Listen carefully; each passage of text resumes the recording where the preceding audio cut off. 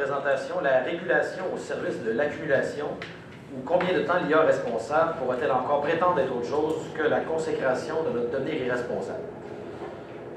C'est parti d'une intuition, au moment où on a parlé de faire ce colloque, une intuition puis un agacement aussi. Parce que j'ai remarqué que beaucoup d'industriels eux-mêmes, à commencer par Mengio, commençaient à rentrer dans l'espace public pour réclamer de la régulation. On ouvrait les journaux, on voyait des gens qui disaient c'est urgent que les gouvernements s'impliquent dans la production d'un cadre législatif. Et ces appels-là, bien que certains soient venus, par exemple, des syndicats, beaucoup de ces appels-là émergeaient des industriels eux-mêmes. Donc, c'est curieux, d'habitude, on a plutôt des entreprises qui sont hostiles à la régulation, et là, soudainement, on a des entreprises qui réclament à grands cris qu'on leur donne au plus vite de la régulation. Je me suis dit, il me semble qu'il y a anguille sous roche quand on voit ces gens-là demander cela. Puis aussi parce que justement, au point de vue syndical, ce qu'on a vu dans la négociation des dernières conventions collectives, par exemple dans l'enseignement, c'est l'idée que ce qu'on veut, c'est des balises, un cadre réglementaire. Donc on accepte au fond la machine, ce qu'on réclame, c'est qu'il y ait des balises et un cadre réglementaire. Bon, tout ça m'agaçait hautement, je me suis essayé de pencher un peu sur ce que j'appelle la rhétorique de la régulation, de l'encadrement, la rhétorique aussi de l'IA responsable, parce que c'est l'appellation qui est utilisée là, par les organisations. Essayer de montrer que cette régulation-là est une sorte de fausse régulation, une sorte de régulation qui est produite par la société décisionnelle opérationnelle, produite par la gestion technocratique, puis montrer qu'au fond, il faudrait plutôt lui opposer une vraie régulation, une meilleure régulation, qui serait une vraie régulation politique, qui nous permettrait soit de bannir les régulateurs et les systèmes automatiques, ou en tout cas les encadrer réellement. Parce que présentement, je pense que ce que j'appelle la fausse régulation, ou la régulation rhétorique, elle sert principalement à justifier ce qui est en train d'arriver. C'est ça que je vais essayer d'expliquer. Donc, vous savez qu'on a publié avec Sébastien Mussy, Bienvenue dans la machine, mais un petit peu avant ça, il y a quelques temps, on avait aussi fait une conférence avec Maxime Ouellette, il y a quelques temps de ça, sur l'obsolescence de la pensée à l'époque des robots. Et j'en avais tiré un article dans les cahiers société sur le discours de l'éthique libérale qui s'appelait « L'éthique de l'IA ou la misère de la philosophie 2.0 à l'ère de la 4e révolution industrielle ». C'était un article donc sur le discours éthique libéral, très à la mode aujourd'hui, discours de légitimation qui sert à rendre acceptable et à normaliser la poursuite du développement du capitalisme cybernétique. C'est comme si maintenant je poursuivais ce travail-là que j'avais fait sur le discours de l'éthique, mais cette fois-là, m'intéressais plus à la question des cadres réglementaires, des balises produites par les États dans la foulée du développement des IA génératives. Donc, on peut considérer que l'article sur l'éthique, ce que je dis aujourd'hui, c'est complémentaire. Au fond, c'est la suite l'un de l'autre. Une lecture assez classique ou naïve des choses voudrait qu'on puisse faire appel au gouvernement pour nous protéger des systèmes automatiques qui sont mis en place par les puissances organisationnelles privées, par les entreprises, selon l'opposition classique entre le méchant secteur privé et l'État sauveur qui va venir, au fond, le public, qui va venir nous sauver de l'action du privé. Au contraire, je voudrais faire valoir que le parti technologiste ou technocratique, notamment les grandes organisations comme le FMI, l'OCDE, etc., ont déjà intégré la question de la régulation dans leur projet de domination. Donc, autrement dit, elles ont un coup d'avance. En effet, il est entendu que les sociétés doivent aller aujourd'hui dans la direction d'une soumission toujours plus grande au système automatique, au capitalisme cybernétique. Alors, si vous osez dire qu'il ne faut pas aller dans cette direction, vous aurez contre vous un article dans le journal Le Devoir de la part d'Alain McKenna pour vous traiter de technophobe. On en sait quelque chose. Alain McKenna qui a deux métiers, il s'occupe de chroniqueur voiture, mais en même temps, il est aussi un grand philosophe qui est capable de déterminer ce qui est bien ou mal. Donc, c'est quand même pas pire. Le parti technologiste, c'est des gens qui sont quand même pas si cons. Ils savent très bien que le développement du système va engager des risques et que ces risques, un de ces risques en tout cas, concerne la perception que la population va avoir à propos des dangers de l'IA. Donc, on est dans le risk management et aussi dans le perception management, la gestion de la perception et peut-être même aussi la fabrique du consentement, puisqu'il est question donc d'essayer de fabriquer une perception positive autour de ce qui est en train d'arriver. Donc, on va mettre en place des stratégies pour préserver ou même pour produire la confiance, ce qu'en anglais on appelle trust, et éviter que les populations puissent se révolter contre l'extension des systèmes. Quand on propose, par exemple, de mettre de la reconnaissance faciale partout, ça pourrait au départ susciter des craintes, de la peur. Et donc, comment est-ce qu'on va essayer d'atténuer cette peur-là? C'est toute la question. Alors, la première stratégie, on en a un peu parlé hier, c'est de présenter l'IA comme un outil neutre. Combien de fois est-ce qu'on nous a répondu, à Sébastien et à moi, mais c'est juste un outil. La fameuse thèse de la neutralité de la technique, pourtant réfutée par tout le corpus de la philosophie critique de la technique. Donc, je ne passerai pas trop de temps là-dessus, d'autant plus que ça a été dit hier. De toute façon, les gens même qui fabriquent ces choses-là, comme Bengio ou même Geoffrey Hinton, nous disent que ça peut potentiellement détruire le monde, notamment le scénario d'une AGI. Donc, quand les gens qui fabriquent quelque chose nous disent « ceci pourrait détruire le monde », c'est assez curieux que par la suite, on a des collègues à l'université qui viennent nous dire « mais non, inquiétez-vous pas ». Moi, j'ai tendance à faire confiance aux industriels, au moins sur ce point-là. De toute façon, comme le rappelait Jean Violac hier, mais aussi dans son livre « Approche de la criticité », en citant Gotthard-Bulter, c'est l'autonomisation de l'outil qui donne la machine. Autrement dit, l'outil, c'est toujours le prolongement de mon corps. J'utilise un crayon qui prolonge ma main, mais c'est encore moi qui tiens le crayon et qui le contrôle. Il est peu probable que le crayon me vole mon emploi. Alors qu'un système d'IA, c'est une machine. Violac dit, c'est je le cite, un dispositif objectif qui fonctionne de lui-même et qui assume des fonctions jusqu'ici propres à la subjectivité. Un processus automatique qui organise aussi bien le sujet que l'objet. C'est dans l'approche de la criticité. Donc, un outil et une machine, ce n'est pas du tout la même chose. On le sait depuis longtemps, d'ailleurs. Comme je dis, tous les ouvrages de philosophie critique de la technique, Gunther Anders, Heidegger, si vous lisez n'importe quel livre sur ces questions-là, qui a un peu d'allure, on vous dit que donc, ça ne tient pas cette fausseté selon laquelle on aurait affaire seulement à des outils, mais ça n'empêche pas la niaiserie ambiante de réintroduire à chaque fois cette confusion opportune pour brouiller les cartes et rendre acceptable l'autonomisation qui est en cours. Or, je cite encore Jean Violac, le réseau se manifeste comme outil pour se dissimuler comme machine. Page 252, toujours d'approche de la criticité.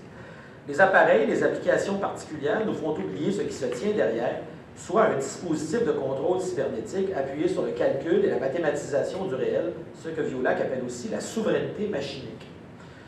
Une fois qu'on a présenté la chose comme un simple outil, on introduit par la suite le discours des bons ou des mauvais usages. Au fond, c'est une technologie qui est neutre, ça dépend qui va s'en servir. Donc, tout le discours du techno-progressisme, du techno-optimisme ou techno-jovialisme consiste alors à nous garantir que nous pourrions avoir des bons usages et éviter les mauvais. Et d'ailleurs, les transhumanistes font constamment là-dessus. Ça va être bon dans le domaine de la santé, donc vous devez l'accepter.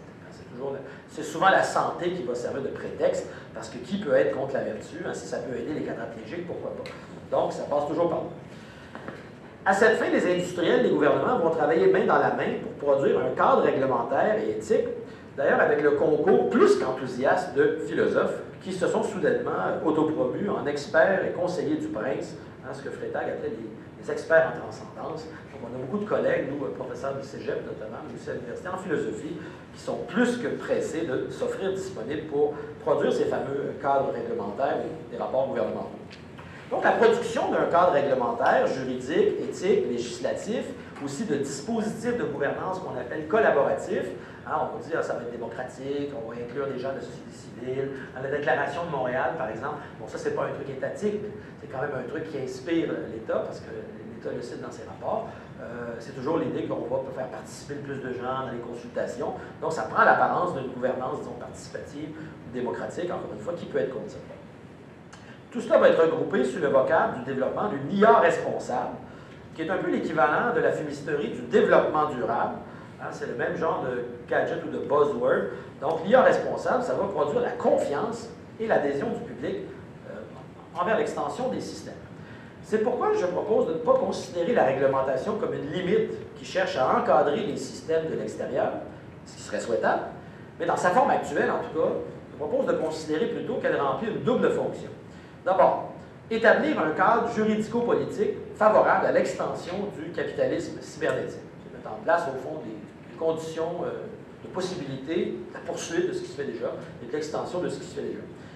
Deuxièmement, un rôle plutôt idéologique, c'est-à-dire, au sens de l'idéologie au sens strict, l'idéologie de légitimation qui sert à gagner l'adhésion des populations pour les rendre favorables à l'extension des algorithmes. Alors, laissez-moi vous donner quelques exemples de ce discours pour vous montrer pourquoi je pense qu'on en est arrivé là. D'abord, dans un article de septembre-octobre 2021, la Harvard Business Review, on nous dit « AI regulation is coming ». Donc, ça c'est clair. Durant la dernière décennie, on nous dit l'inquiétude principale, c'était la protection de la vie privée et des données personnelles, surtout dans le cadre des publicités sur Internet. Vous cliquez, les entreprises savent ce que vous avez acheté, est-ce qu'on peut protéger votre data? À mesure que les organisations ont commencé à introduire de l'IA dans leurs produits, dans leur fonctionnement, dans la prise de décision, la question devient plutôt de savoir comment réguler les algorithmes. À partir du moment où vous avez un algorithme qui va diagnostiquer votre cancer, c'est la Harvard Business Review là, qui parle, je les cite, diagnostiquer votre cancer, conduire une voiture, approuver votre prêt bancaire, mais là la question, ça devient comment est-ce qu'on régule ces algorithmes-là. Donc l'article va citer le livre blanc de l'Union européenne en 2020, qui s'appelle « Une approche européenne axée sur l'excellence et la confiance ». La Harvard Business Review estime, je les cite, que la régulation est essentielle pour développer des outils d'intelligence artificielle pouvant obtenir la confiance des consommateurs. Dans le livre blanc de l'Europe, on explique que la production de la valeur capitaliste fondée sur les données, les actifs intangibles dont on parlait hier, en particulier de l'IA, c'est la stratégie d'accumulation capitaliste de l'avenir et qu'il faut créer un écosystème d'excellence. On a vu ça tantôt, comment ça marche, les écosystèmes d'excellence, notamment par la recherche-développement qui doit être accélérée. Mais ça va être impossible de le mettre en place, et là ça devient intéressant pour mon propos, ce qu'ils appellent un écosystème de la confiance. Écosystème d'excellence, écosystème de la confiance. Alors vous avez remarqué donc cette insistance, à la fois en Europe, dans la Harvard Business Review, d'un mot qui revient constamment, confiance. C'est que les fabricants des machines veulent continuer à étendre le développement de leurs machines. Or, ils savent bien qu'elles impliquent des dangers, des risques, et que les risques pourraient soulever dans le public des réticences, mais des tensions sociales, et pousser même des gouvernements à adopter certaines restrictions. Par exemple, l'Italie a essayé d'interdire ChatGPT. Bon, ça n'a pas fait long feu, ça n'a pas duré très longtemps, mais on a peur que les gouvernements, donc, ou les populations, essaient de bloquer l'affaire. C'est pourquoi, dit la Harvard Business Review, à moins que les organisations, je les cite, n'affrontent ces défis au plus tôt, elles risquent d'éroder la confiance, trust, envers les produits contenant de l'IA, ce qui pourrait causer, en anglais trigger, la mise en place de formes de régulation inutilement restrictives, ce qui pourrait menacer les profits de l'industrie, mais aussi la valeur ajoutée de l'IA qui peut apporter aux consommateurs et à la société. Fin de la citation. Bref, si elles veulent pouvoir continuer à développer des machines cybernétiques et à faire de l'argent, les organisations doivent s'impliquer rapidement dans le domaine de la régulation afin de produire la confiance, le trust, et éviter des formes de régulation trop restrictives qui proviendraient de réactions d'aversion au risque de la part des consommateurs ou encore de l'État. Le ministère de l'Économie, de l'Innovation et de l'Énergie du Québec cite lui-même l'article de la Harvard Business Review que je viens de vous citer. C'est là que je l'ai trouvé sur le site de notre gouvernement, en disant que cet article considère que la réglementation est essentielle au développement de la technologie. Point de vue, donc, que le gouvernement du Québec semble aussi reprendre à son compte. Le gouvernement estime qu'il est très pertinent de s'attaquer aux craintes soulevées dans la population par les risques de l'IA, d'autant plus que des investissements massifs ont eu lieu dans ce secteur depuis le lancement de ChatGPT. Investissement de 700 millions, ce qu'on vient d'apprendre dans les dernières années. Le FMI soulevait pour sa part en 2024 que l'IA allait probablement transformer 40% des emplois dans le monde et même peut-être 60% dans les pays avancés. Ce qui va donc, disent-ils, creuser les inégalités, non seulement entre les pays, mais aussi à l'intérieur des pays, entre les individus riches et pauvres, entre les travailleurs qui sont qualifiés ou non pour l'IA, puisque certains travailleurs à revenus élevés pourraient s'appuyer sur l'IA pour augmenter leur productivité, laissant d'autant plus les autres dans un nuage de poussière derrière. Le FMI estime donc important, je les cite, de concevoir un ensemble de mesures permettant d'exploiter en toute sécurité l'immense potentiel de l'IA au profit de l'humanité. C'est toujours le FMI qui parle, je continue. Dans la plupart des scénarios, l'IA va aggraver probablement l'inégalité globale, une tendance inquiétante à laquelle les décideurs doivent remédier en amont pour éviter que la technologie ne vienne exacerber les tensions sociales. Les pays doivent absolument constituer des dispositifs de protection sociale complets, le revenu minimum garanti par exemple, et prévoir des programmes de reconversion pour les travailleurs exposés. On dirait des radiations. En agissant de la sorte, nous pourrons rendre la transition vers l'IA plus inclusive en protégeant les moyens d'existence et en réduisant les inégalités. Fin de la citation.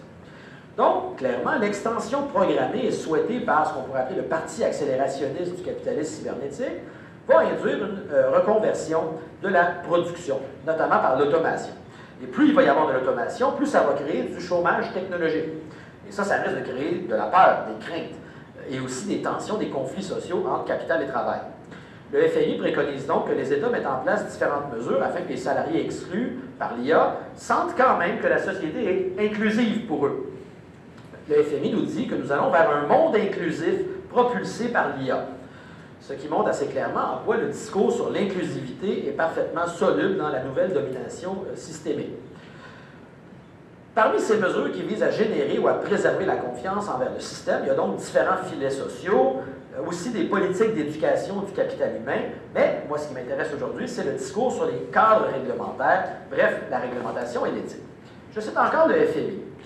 La composante relative à la réglementation et à l'éthique évalue l'adaptabilité du cadre juridique d'un pays au modèle d'entreprise numérique et la présence d'un dispositif de gouvernance solide pour une mise en application efficace de ce dernier. Pour assurer leur bonne préparation à l'IA, les pays avancés devraient donner la priorité à l'innovation en matière d'IA et à son intégration, tout en mettant au point de robustes cadres réglementaires. Fin de la citation du FMI. Ça continue en fait. Cette approche cultivera un environnement sûr et responsable pour l'IA, ce qui contribuera à préserver la confiance de la population. Donc, si on résume, ça vient comme en plusieurs parties. D'abord, les États, mais aussi les entreprises, doivent accélérer les machines à calculer, donc l'IA. Il faut en mettre partout. En deuxième, ceci va radicaliser la contradiction capital-travail. Ça va faire des problèmes. Donc, troisièmement, il va falloir produire un discours, mais plus qu'un discours, un cadre juridique réglementaire, puis un bon dispositif de gouvernance. Et ça va permettre de préserver la confiance des classes travailleuses pour éviter qu'elles se transforment en dangereux ludiques. Bon. C'est un discours qui circule aussi au Canada. Ce n'est pas seulement le FMI qui dit ça. On peut regarder, par exemple, une lettre qui avait été écrite par Ted Hewitt, qui était le président du CRSH, en mai 2019. Les entreprises vantent les avancées de l'IA, mais les opposants évoquent une potentielle destruction de l'humanité par des machines super intelligentes, nous dit Ted Hewitt. Alors, c'est lui qui parle. Pour que l'IA réussisse, les consommateurs doivent adhérer à la légitimité des systèmes complexes contenus dans des boîtes noires opaques que les entreprises gardent avec zèle en invoquant des raisons de propriété. Et nous n'en savons pas assez, ce qui incitera les consommateurs à venir. Le problème, donc, c'est que les algorithmes les plus performants sont aussi les plus opaques. Plus un algorithme est transparent, plus il a un haut degré d'explicabilité, plus il est facile à comprendre pour nous, moins il est intéressant pour une entreprise. Parce qu'au fond, l'entreprise, elle doit mettre en place toutes les mesures pour faire en sorte qu'il soit compréhensible pour les consommateurs, alors que les algorithmes les plus efficaces, ce sont souvent ceux qu'on comprend mal. Pourquoi est-ce qu'il a refusé tel prêt bancaire? On ne sait pas trop, parce que ça se passe de manière supraliminaire, et on veut que ça reste comme ça. Donc, il y a comme un trade-off ici. Du point de vue, disons, des relations publiques, ils auraient intérêt à faire les algorithmes les plus transparents possibles, mais du point de vue de la business, ils ont intérêt à faire les algorithmes les plus opaques possibles. Bon. Et oui, poursuit. Les électroménagers ont été acceptés à l'époque parce qu'ils économisent du temps.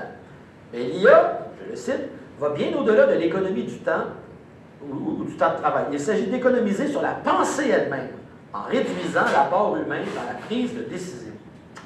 La question pour lui devient donc de produire une acceptation et une confiance suffisante, ainsi que le consentement éclairé des personnes les plus concernées. Le problème, c'est que le public risque de réagir négativement s'il arrive que l'industrie s'y prenne mal. Encore lui qui parle. Les réactions négatives du public contre les sociétés énergétiques comme Shell en Afrique ou BP dans le golfe du Mexique, un léger dégât de Deepwater Horizon, ainsi que contre les producteurs de culture OGM en Europe, sont des exemples qui donnent à réfléchir sur ce qui se produit lorsque l'acceptabilité sociale est imposée à une communauté puis ensuite perdue. Fin de la citation. Donc, vous voyez que là, un nouveau mot vient d'apparaître, l'acceptabilité sociale, très utilisé dans le domaine du secteur énergétique, compagnie minière, compagnie pétrolière. Il est désormais temps, dit-il, toujours Ted Hewitt, de s'attaquer à ces problèmes dans le vaste domaine de l'IA. Donc, comment ne pas perdre l'acceptabilité sociale tout en vous convainquant que vous avez avantage en tant que consommateur à vous laisser progressivement exclure de la prise de décision. Ce sera d'ailleurs le nouveau rôle des sciences humaines, en contribuer donc à ce champ d'études par la recherche, protection des données, cadre réglementaire, réduction des biais discriminatoires, discours éthique. Il y a des jobs pour des chercheurs en sciences humaines, notamment pour des philosophes. Impliquez-vous dans ça, dit Ted Hewitt, qui, je le rappelle, siège au CRSH. Il est maintenant temps que le Canada, encore lui qui parle, pour le Canada, d'intensifier ses recherches sur l'acceptabilité sociale de l'IA et les dimensions de l'acceptabilité sociale nécessaires pour éclairer une conception responsable et éthique. Fin de la citation. Bref, en résumé, nous devons produire un discours sur l'IA responsable et éthique, ce que l'OCDE appelle, moi je préfère en anglais, c'est encore plus poétique, Trustworthy AI, une IA digne de confiance, donc en français, C'est l'OCDE qui appelle ça comme ça dans ses recommandations de 2019. D'ailleurs, ça vaut la peine de noter que ces guidelines de l'OCDE de 2019 sont parmi les premières adoptées à l'échelle internationale.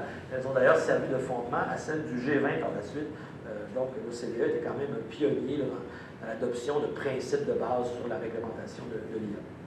Alors, l'OCDE, je les cite, dit « La confiance est un déterminant essentiel de la transformation numérique.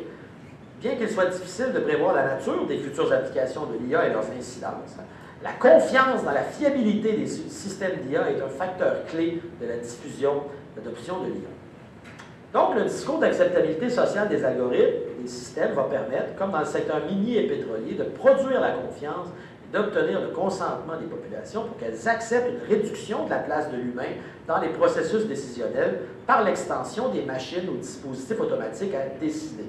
Bref, à accepter un projet de dépossession et d'aliénation qui, comme le dit le collectif Pièces et Main-d'œuvre, je les cite, substitue l'hétéronomie de la machine à l'autonomie du vivant, faisant de ce dernier, comme le dit Jean Violac, un élément de la machine, ou comme dirait Luhmann, un sous-système psychique à l'intérieur du grand système des machines à calculer automatiques auquel va maintenant se trouver déléguée la prise de décision.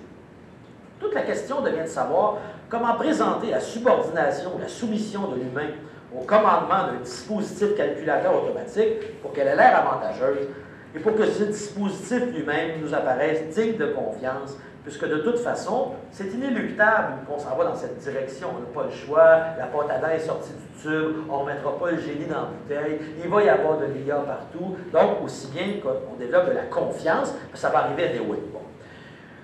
Le FMI le dit clairement. En anglais, we have to close the ah non, excusez-moi, c'est je recommence. Le Forum économique mondial dit en anglais, we have to close the confidence gap. Hein, nous devons construire, je traduis, nous devons construire une attente selon laquelle l'implication de l'humain sera toujours nécessaire. Inquiétez-vous pas, il y aura toujours des humains autour qui vont s'assurer que ça marche. Ce ne sera pas l'IA toute seule ou l'humain toute seule, mais un partenariat entre les deux pour faire avancer le progrès, donc nous dit le Forum économique mondial. Récemment, dans mon cégep, nous avons reçu le professeur Olivier Diance de l'Université McGill, qui est un transhumaniste et qui a cité avec enthousiasme Raymond Kurzweil et qui a terminé sa conférence sur la fusion d'intelligence humaine avec celle de la machine. Donc, il nous disait c'est merveilleux, ça va être un monde magnifique, ça va être beau, ça va être la beauté de la fusion humain-machine. Bon, c'est une esthétisation de la chose et les gens sont sortis de là enchantés. Bref, le discours général, c'est la machine n'est pas votre ennemi, elle est un partenaire avec lequel vous devez vous allier. Pour les transhumanistes, même fusionner avec elle. Et vous devez avoir confiance. Bien sûr, il y a des risques, mais il y aura des balises, des cadres réglementaires. En anglais, on dit des guardrails, des frameworks. On nous assure que tout ça va bien aller. Donc, réglons le confidence gap. Établissons la confiance envers la technologie. C'est critique pour éviter la polarisation sociale. Cela, toujours sur le Forum économique mondial, je les cite, nous permettra d'accélérer l'adoption de l'IA et de réaliser son potentiel en tant qu'une force puissante en faveur du bien, powerful force for good. Voilà, on parlait du bien platonicien hier. Powerful force for good. Il est quand même intéressant de voir des organisations techno-capitalistes nous assurer que l'extension imposée de manière autoritaire de leur système, le nouveau Léviathan cybernétique, sera un powerful force for good. Quand même intéressant. Alors que, comme le soulève un article de Cédric Sauvia, je le cite, les partisans de l'IA aiment à répéter qu'elle seule permettra à l'humanité de résoudre les graves problèmes qui la minent, c'est oublier un peu vite que ces problèmes proviennent en bonne part du système technico-économique dont l'IA représente précisément le point culminant. Fin de la citation. L'industrie ne craint donc pas la régulation, à moins qu'elle soit trop contraignante, bien sûr. Dans les faits, elle souhaite la régulation, elle veut l'acceptabilité sociale, comme des conditions de possibilité de la poursuite de l'expansion de sa stratégie d'accumulation fondée sur la valorisation du data. C'est pour ça que j'ai appelé ma présentation « La régulation au service de l'accumulation ». Comme le dit Pièces et Main-d'œuvre, réguler, encadrer, c'est la meilleure façon de plier la population à cette machination générale. Les gouvernements ne vont pas freiner le libertarianisme des GAFAM, puisque ce schéma libertarianisme capitaliste versus gouvernement ne décrit absolument pas ce qui se passe. C'est un ancien schéma, ça. Les entreprises libertariennes que des États cherchent à encadrer, c'est plus là-dedans qu'on est du tout. D'une part parce que la Silicon Valley n'est plus libertarienne.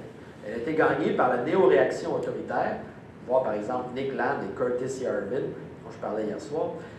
D'autre part, parce que comme le relève pièce et main-d'œuvre, le développement des technologies de l'IA et des NBIC, Nano, Bio, Info, Cogno, en tant que moteur de la croissance capitaliste, est souhaité par les États qui rivalisent entre eux pour financer la recherche, développement et l'innovation dans ces domaines. Donc, on n'a pas du tout affaire à une rivalité entre les puissances publiques et privées. Au contraire, ça travaille ensemble. On pourrait même dire, pour le dire en langage cybernétique, que le système capitaliste s'assure par cette opération de sa propre pérennité en surmontant le risque de blocage que représente l'hostilité à l'égard de l'IA. Ça pourrait créer de la friction.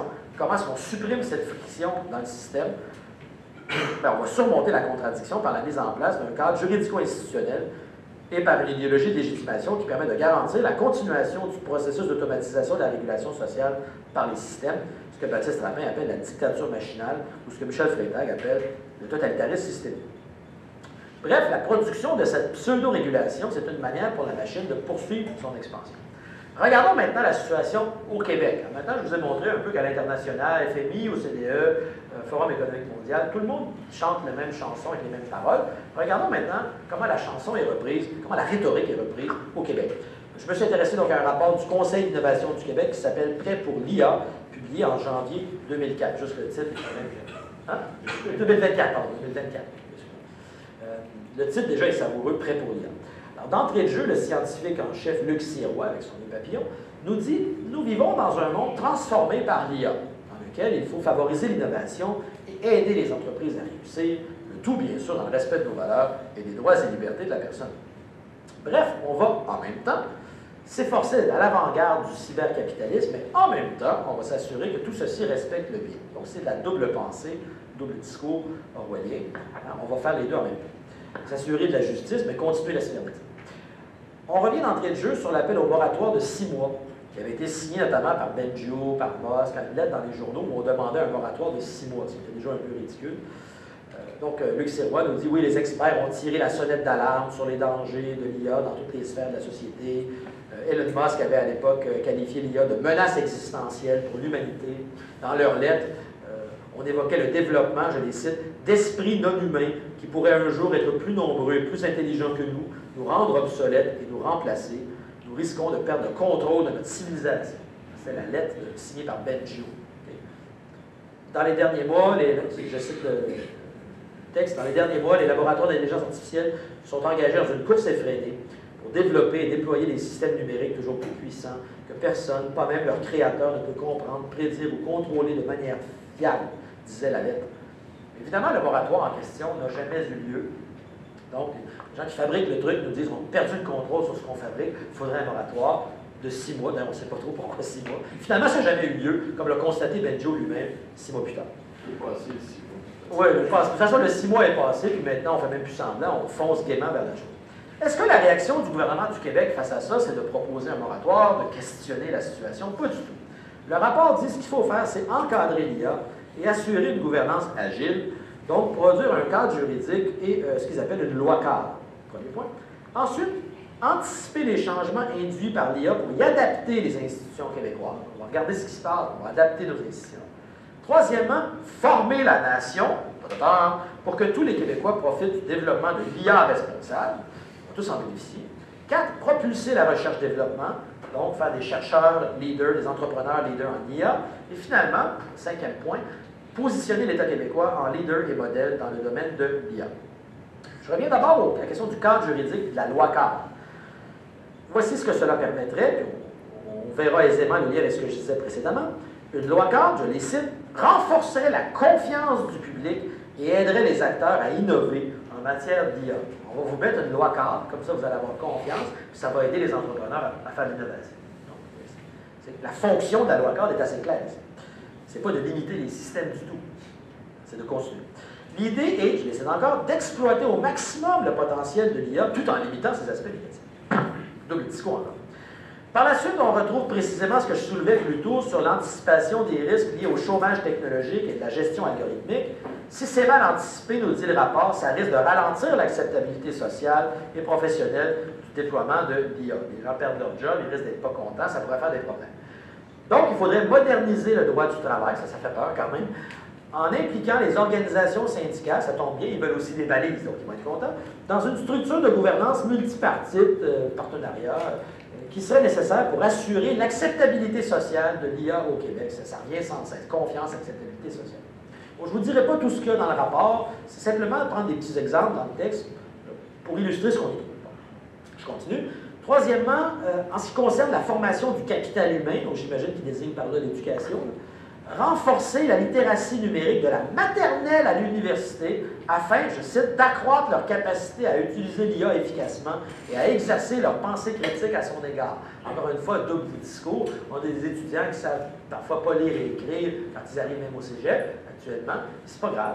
On va leur mettre ça dans les mains à maternelle, mais ils vont quand même être capables d'une pensée critique qui va sortir dans ses pas. Mais cela ne suffira pas. Il manque aussi, nous dit le rapport, de formateurs en IA. Donc, il faut former des formateurs et publiciser les formations disponibles permettant de se spécialiser en IA. Par exemple, un site web qui vous dirait tous les programmes disponibles au Québec pour se trouver un job en IA. Des formations de formateurs. J'imagine des formations de formation de formateurs. Quatrièmement, en ce qui concerne la recherche-développement, notre excellent écosystème québécois est reconnu internationalement. Et il doit être mis à contribution pour accélérer et faciliter la transformation numérique en cours, ce qui veut dire soutenir la recherche académique, l'innovation en entreprise et aussi se doter d'infrastructures technologiques plus développées, améliorer l'accès aux données du Québec. Il y a toute une question de comment on va préserver, par exemple, la culture québécoise, parce qu'actuellement, les films québécois ne sont pas sur Netflix. Donc, comment on va s'assurer que les algorithmes finissent par reconnaître notre spécificité linguistique. Je passe là-dessus. Okay? Ce qui veut évidemment dire que il faudra plus de financement de la recherche en IA, spécialement dans les sciences humaines et sociales, nous dit-on, puisque celles-ci pourront nous aider à comprendre l'environnement opérationnel dans lequel les systèmes d'IA sont déployés, ce qu'on appelait autrefois la société. Bref, on a un rapport qui est écrit par des chercheurs en IA qui recommande, surprise, plus de financement pour la recherche en IA. C'est merveilleux, ça fera des jobs pour nos collègues en philosophie qui veulent trouver des contrats de recherche sur l'IA et qui se bousculent au portier. On demande aussi du soutien pour les entreprises pour les aider à se distinguer dans le marché émergent du développement responsable de l'IA et accélérer le virage numérique des organisations québécoises. Et aussi, tenez-vous bien, on demande à ce que le gouvernement québécois augmente la puissance de calcul computationnel en créant un genre de CERN de l'IA, donc là où il y a l'accélérateur de particules en Europe. Donc ici, on va créer l'équivalent, mais qui serait libre de la logique qui domine le secteur privé. Donc, ça va être un truc public pour favoriser le développement de systèmes d'IA ambitieux. Bon. Donc, ils veulent des supercalculateurs financés par l'État. Et aussi un programme pour le gouvernement, donc les ministères, les organismes, les sociétés d'État, partout, comment mettre en œuvre l'IA de manière responsable pour, par exemple, éduquer les enfants, dans la santé, donc pour que le gouvernement intègre ça dans son fonctionnement. Et ça termine en disant que, je les cite, le succès de l'IA dépendra de la capacité de l'État québécois et de ses partenaires à encadrer son développement et son utilisation responsable afin de minimiser les risques et de préparer le Québec tout entier aux bouleversements socio-économiques qu'occasionnera cette technologie. Bon. Bref, tout est là dans ce rapport. L'IA va transformer d'abord inéluctablement les rapports de production, ça c'est certain. Dans un rapport du Conseil supérieur de l'éducation, d'ailleurs, récemment, on nous dit que Microsoft est en train de mettre l'IA partout dans leurs produits, donc, je les cite, il n'y a pas d'alternative à l'utilisation des applications d'IA dans le contexte universitaire. Le Conseil supérieur de l'éducation reprend le TINA thatcherien, « There is no alternative », hein, puisque Microsoft a décidé de mettre l'IA partout, ben les universités n'auront pas le choix. Ce développement inéluctable de l'IA entraîne par la suite des risques qu'il appartient à l'État d'encadrer prétendument tout le discours sur l'IA responsable, dont je parle depuis tantôt, la fameuse Trustworthy AI, qui sert à gagner la confiance du public, pendant que de l'autre côté, ce même État est encouragé à peser sur l'accélérateur pour engager toute une série de transformations que je viens de vous expliquer, devant accélérer le développement des machines, de la recherche et leur inclusion partout, même dans les services gouvernementaux.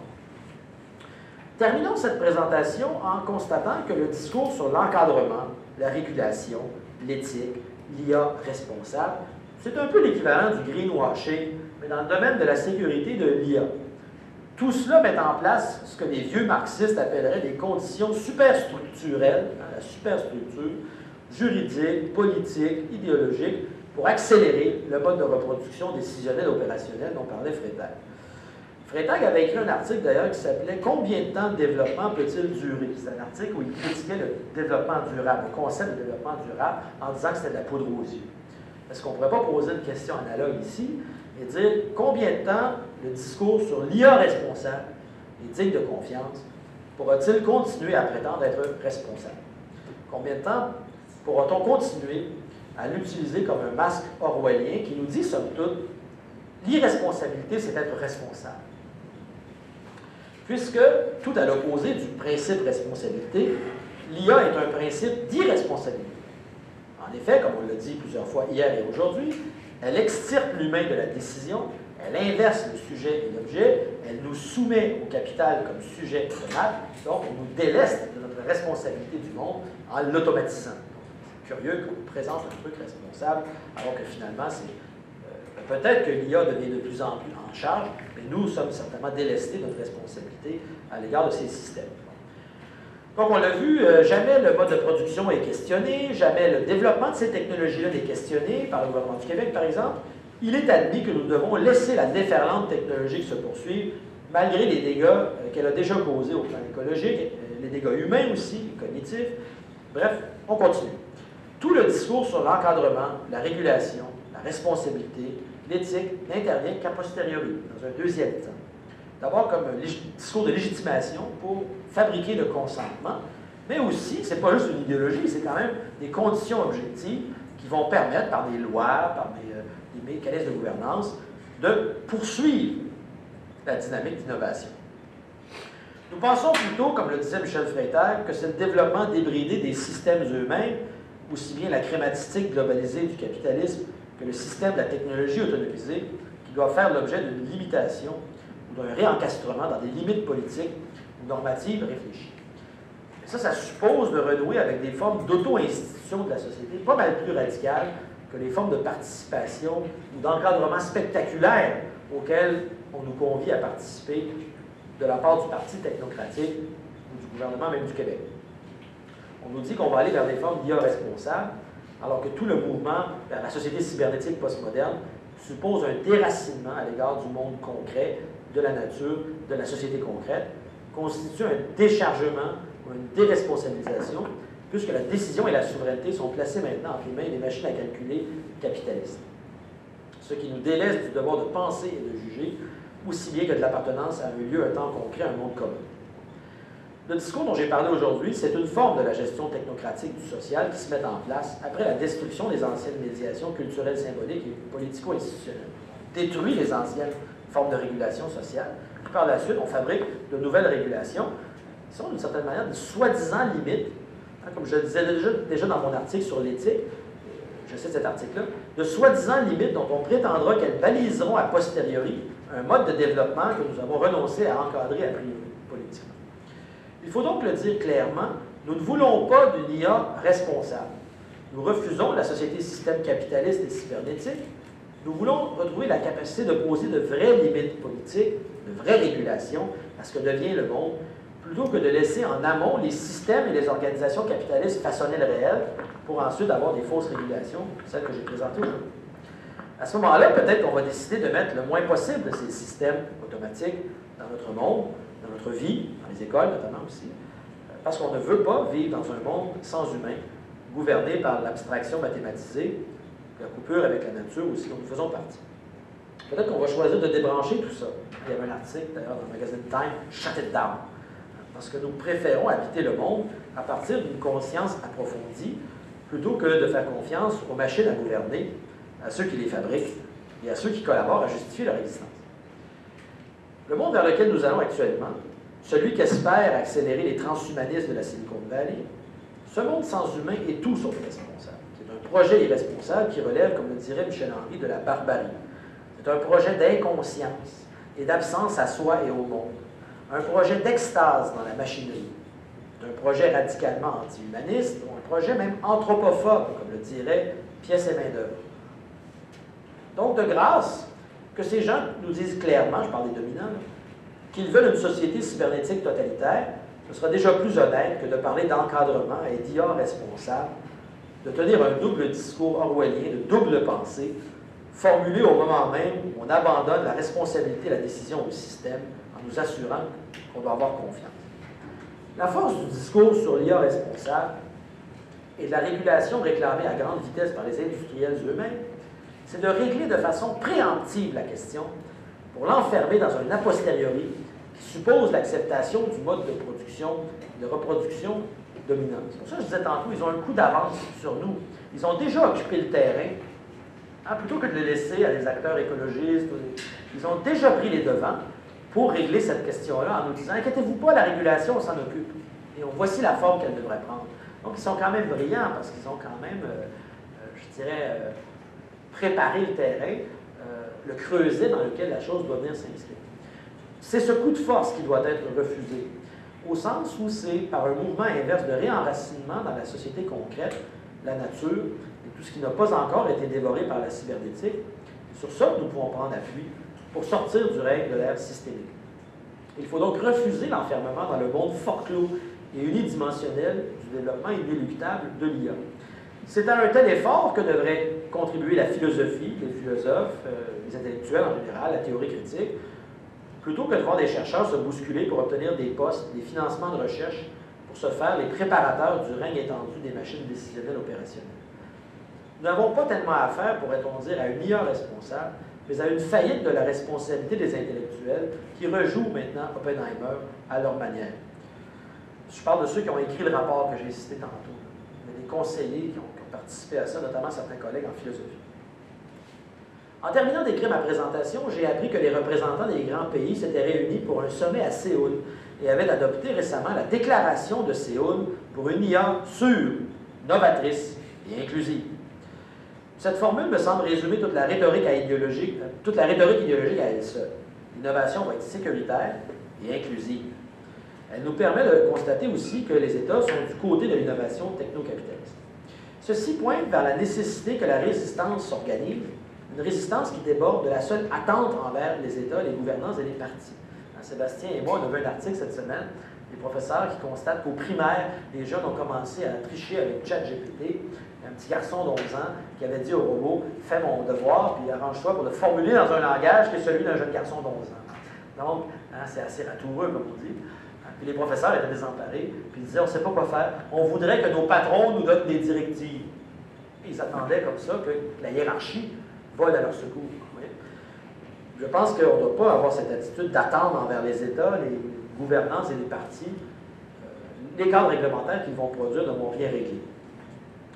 Ceci nous amène aussi à constater à quel point le discours sur les droits humains ou le discours inclusif libéral, aussi la philosophie ou l'éthique libérale, sont parfaitement en phase avec la domination qui se met en place aujourd'hui. Marx disait dans La question juive que la seule émancipation politique ne remplacerait pas l'émancipation humaine. C'est une chose qu'il faut répéter aujourd'hui. Plus fondamentalement encore, il s'agit de constater que ce que nous faisons actuellement, comme je le disais tantôt, procède d'une logique de déracinement, de séparation, d'abstraction, qui amène des sujets hors sol, des zombies du numérique, dans la virtualité du capital cybernétique. À rebours de cette inconscience, et ça me fait peut-être plaisir à Gilles Labelle qui en parlait hier, il faudrait cultiver, comme le dit Patrick Ernst, en citant Michel Freytag dans une entrevue qu'il a fait avec lui, L'amour du monde, je cite l'article, il s'agit en d'autres termes d'aimer le monde et d'instituer cet amour, formant le cœur d'une nouvelle conscience sociale, décentrée par rapport à la simple pulsion de survie ou de l'intérêt égoïste d'enrichissement. Ceci suppose une révolution dans la conscience, l'apparition, c'est encore, d'une subjectivité d'un rapport au monde, une intériorité capable d'investir subjectivement celui-ci et de l'enrichir. Fin de la citation. Je termine. Michel Henry avait remarqué une tendance de la vie à se fuir elle-même et à fuir sa propre souffrance en se projetant dans l'extase des écrans, des systèmes et de la technique. Michel Henry disait qu'il y a une sorte d'effet d'anesthésie. Comme la vie ne veut pas faire face à elle-même, elle s'enferme dans des systèmes. Que ce soit l'économie, que ce soit la science galiléenne, que ce soit les écrans. À l'époque, il avait écrit un long chapitre sur la télévision qui anticipait déjà ce qui arrive aujourd'hui avec les systèmes informatiques. Il disait il n'y a rien dans la télévision qui peut exister assez longtemps pour avoir une permanence. Et on s'hypnotise en regardant. Je pense au truc qu'il y a sur TikTok où on voit des vidéos défiler. Bon, cette espèce d'absence à soi. Donc, à l'inverse de cette politique de l'absence, comment est-ce que nous pouvons donc entreprendre un mouvement inverse contre la vie spectrale dont parle Éric Sadin, aussi Jean Viaulac, toute la hantise, le monde fantomal, dont parlait déjà Gunther Anders aussi, la fait de vie avec des fantômes. Faire valoir la conscience, la présence et l'appartenance au monde. Et de là, nous aurions, je dirais, un point de départ pour recommencer à construire quelque chose comme des limites qui font du sens. Et à partir de cette volonté d'habiter le monde concret, la société concrète. Alors, pour le moment, ce qu'on nous propose, c'est une régulation qui en a le nom, mais qui n'a rien à voir avec cette vraie régulation qui partirait d'un universel concret. Voilà comment je terminerai.